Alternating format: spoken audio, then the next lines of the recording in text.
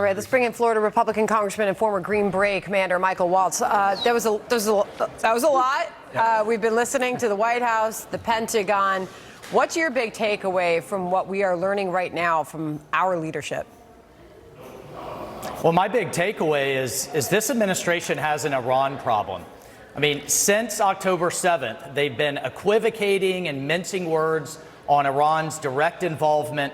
Now they're talking about complicity. Every time we see someone come to the podium, they're lecturing the Israelis on human rights and abiding by the laws of war, which I think sends all the wrong signals. Now, look, those 10 attacks on our bases are on top of 70 to 80 attacks on our bases in Iraq and Syria over the last 2 years. And what have we done about it?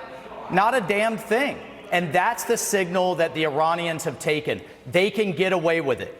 Their foreign currency reserves have gone from $4 billion to $70 billion. Their oil exports have gone from nearly nothing to $30 billion a year.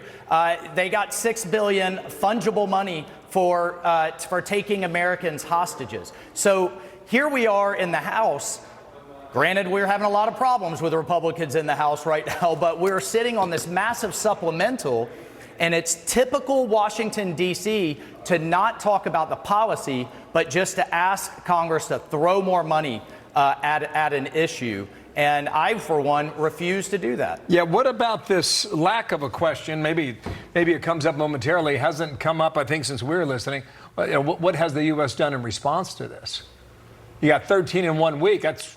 I would consider that significant. That's my question. And instead of from the Pentagon, from the State Department, from the White House saying, Iran, here are the consequences you are going to suffer directly if these attacks on U.S. forces and facilities continue, we get this kind of bland, well, we always reserve the rights to defend ourselves. I think most Americans would say, obviously, but what are you going to do to stop it?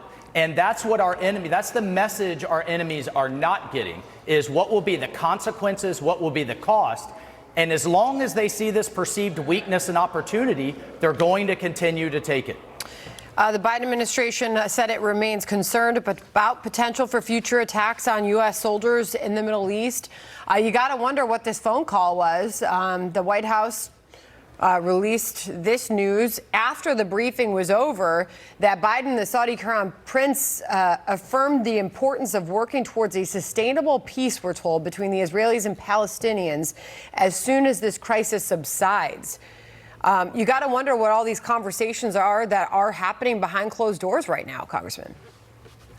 Well, look, I mean, I certainly hope the Saudis remain committed to normalization and a peace deal with the Middle East. I hope that they will actually fund the movement of some of these Palestinians out of Gaza to get them out of the way of this conflict so they can't be used as human shields. I could go down the list of things that I hope the president said. But again, when it comes to public signaling, once again, our enemies believe that they can get away with it. When they smell or believe that they see weakness, then they're going to be emboldened. And when the underlying premise coming from this administration is de-escalate, de-escalate, de-escalate, that's a signal to our adversaries that they can escalate and get away with it. Well, it was remarkable to hear MBS in an interview about a month ago here on Fox with Bret Baier. Was talking about that regional cooperation that was developing. It really, you had the sense that we are on the eve of a new day in the Middle East. And